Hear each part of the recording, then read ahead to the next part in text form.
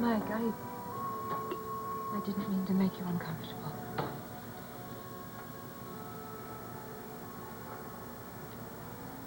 If I'm to get back to Springfield a well woman, it's best I say what's on my mind, yes. Yes. Of course. Just because I tell you I still love you. It doesn't mean I need anything in return, you know. I know that. You are one person who will never need therapy, you know. Oh, really? Why do you say that? Because you're so honest with yourself and with everyone else. It comes so naturally to you. Oh, I don't know about that. I mean, in my relationship with Hope, I have to be dishonest with her and not telling her that I'm still looking for proof to link Alan and Roger. And yet I can't be dishonest with myself and everything that I've been brought up to believe in and allow this man, who I believe is involved in criminal conspiracy, to go scot-free. Yes, it puts you in quite a position. Mike, Yeah. I believe that you will end by doing what's right. Somehow you always seem to. Unfortunately, somebody's bound to get hurt, no matter which way it comes out. But that's usually the case when a lie is exposed.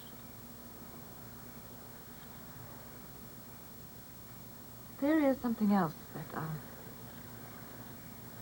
I'd like to talk to you about. But first, I need your promise that you won't mention it to anyone else, please. Well, sure. What is it? Now, I'm not angry and I'm not hurt.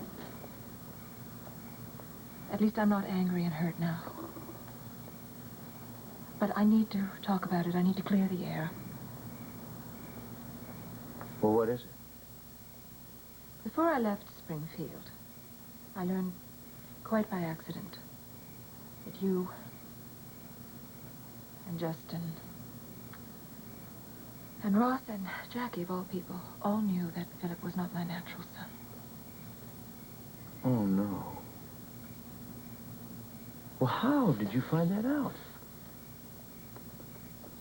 I was visiting your office one day. Laney asked me to turn off your tape recorder. I pushed the wrong button and I heard you and Justin discussing it on the tape. My office, my tape recorder? I don't understand. Damn, I don't understand how that could have happened. I'm all right. Well, you must have been devastated to find it out that way. I was devastated. I felt betrayed. I felt a number of things that I can't even describe. But in the long run, I think it helped me. How can you say it helped you? Mike, I wouldn't have listened to Dr. Fisher, and I wouldn't have come to Zurich if I hadn't had my worst fears confirmed by the incident. You mean you suspected that Philip wasn't your natural son before you heard it? Yes. How? That's not important. What's important is that I'm learning to cope with the reality of the situation. I don't think it's going to interrupt my relationship with Philip when I go home again. Elizabeth, I hope you understand why I never told you before.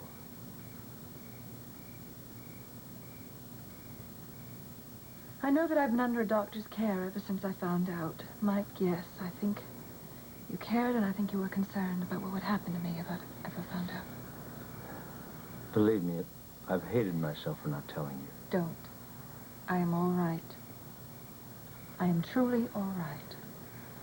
And Justin doesn't know the truth about this. No. We'll discuss it when I get back. And if I'm really as strong and as stable as I think I'm going to be, I will face Alan and demand he tell me who Philip's real parents are. I don't think you'll be able to ever find out, Al, because I don't think Alan knows. He told me he didn't. Really?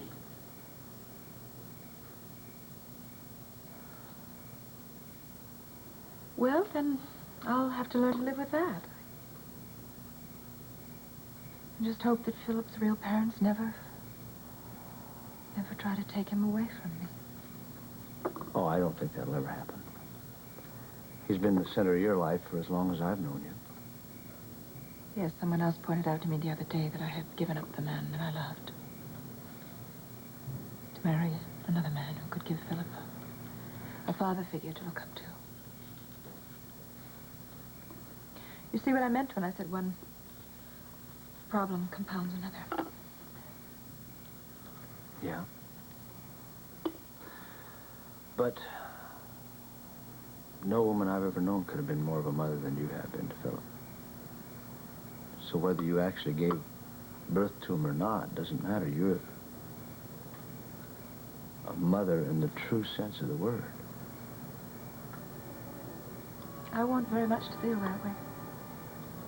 I'm working on it in therapy right now. Well, you'll succeed, I know you will. I know I will.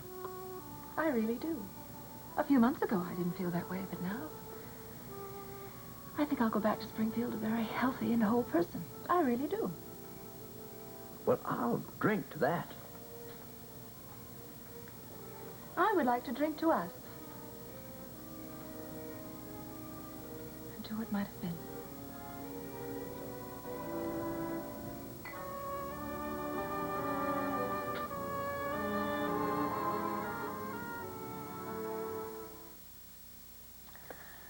Well, I never thought I'd say this, but your spare ribs are pretty good, Hillary. Good, I'm glad you like them. You know, the only place I'd ever had spare ribs was in a Chinese restaurant, and I hate Chinese food, you know, so that's the reason I said all that stuff about hating spare ribs and no, everything. that's fine, really. I understand completely. Well, I'm glad, you know, because I'm real sorry I got you upset. And I'm real sorry that I overreacted. Well, you know, I know how it is, because I do that sometimes myself. Really? I never would have noticed. Listen, could I get somebody anything else? Nothing for me. No, I don't Thanks. want anything. Does it seem unnecessarily quiet around here? Yeah, it's because Floyd's not here doing cannonballs in the pool. I think it sounds strange coming from me, but I think I missed the man.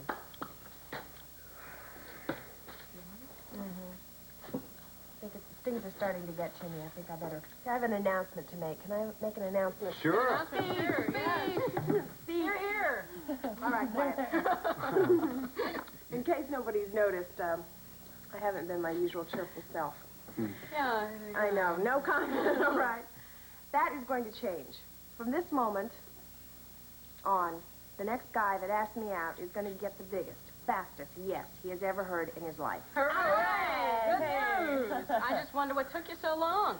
I think I just realized something new. What? I realized that Monsieur Hamilton isn't home knitting tonight. I don't see why I can't go out and have a good time and meet a couple of new men. Well, I can tell you that's not going to be very hard to do, Katie.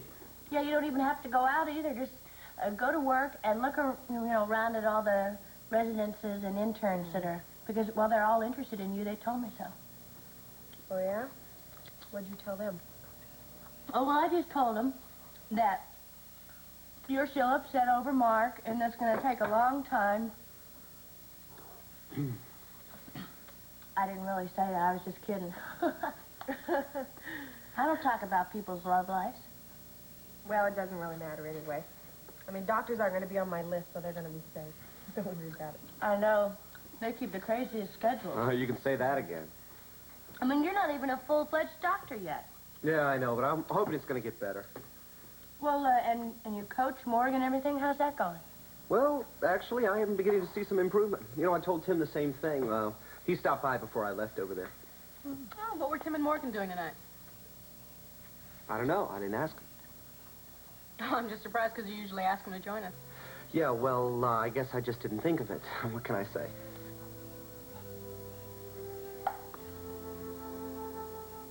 I am so sorry to keep you all waiting, but dinner will be ready very soon. Oh, heavenly days, Hope. You don't need to apologize. If this many guests had been thrust upon me at the last minute, I wouldn't have known where to begin. Well, fortunately, Alan's housekeeper, Emily, is very competent, and she's used to these surprises, so I really can't take any credit for it myself. If you'll all excuse her, please. Well, Philip, Ross, have you been meeting everybody? Yeah, but I haven't seen my father very much. He's been very busy. I know. This is not what we had in mind when we invited you over to spend the night tonight. But later on, when everybody leaves, there'll be plenty of time for us to visit. Well, in the meantime, Philip's been telling me about his baseball team. It seems they're really improving. Oh, wonderful. May I come see it sometime? Sure. Oh, good. Excuse me, Mrs. Baldwin. Mr. Marlowe, There's a telephone call for you. The operator said you'd place. Oh, yes. Thank you, Emily. Excuse me. Yes. I'll be announcing dinner as soon as possible. Thank you, Emily. Thank you very much. I know it's been boring for you being around all these grown-ups. Well, that's okay. Listen, I want to make this up to you sometime very soon. Just the three of us. We could go over to my Uncle Ed's house and go swimming and then come back here and barbecue hamburgers and hot dogs. Would you like that? Sure. But we've got to do it soon, because as soon as Justin's patient gets off the critical list, we're going to move up to the summer cottage. I've noticed some slight improvement since you were here earlier, Dr. Marler. Well, that dopamine seems to be helping raise the pressure. That's the most positive sign we've had since they brought Mr. Stafford into emergency. When do you think you can move him to the cardiology unit? Well, not for a few days. If he's strong enough, maybe he can give us the names of some of his relatives, and we can find out what he was doing here in Springfield before his collapse.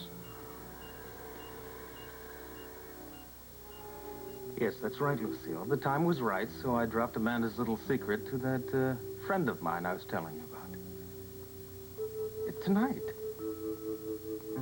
Well, no, that's hard to say. It may take a while, but sooner or later she'll use that information for her own advantage. And Ben will go to Amanda and demand to know why she's kept something so important from him. And well, yeah, yes, I think we know the rest. Oh, Lucille, one more thing before I hang up. No, it has nothing to do with Amanda. This fits into the small world category, I guess. Yes, well, I mentioned this name to you before and got no noticeable reaction, but I thought this bit of news might still be interesting. Logan Stafford of Toronto is a patient of Justin's at Cedars. Yes, it seems my brother had to perform serious heart surgery on the poor man, and at this very moment, he's hovering between life and death.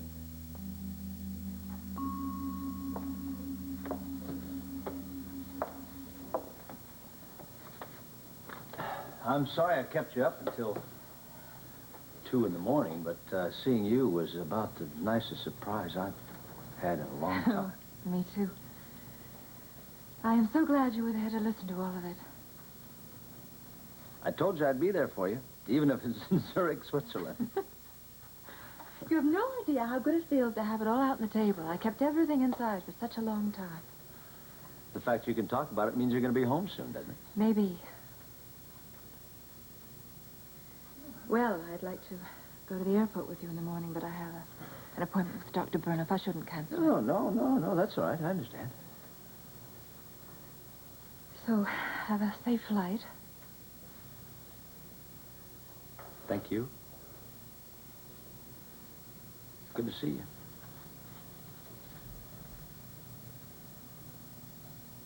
Do you remember what I told you about honesty being important to me since I've been in therapy?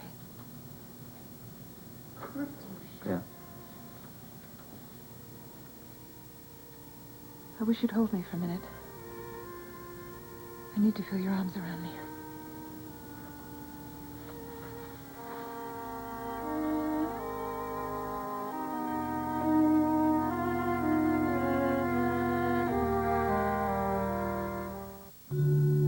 This has been the award-winning Guiding Light. Fashions provided by Lily Rubin Salon South Southwest, Janie, Jamaica Estates, and Barney.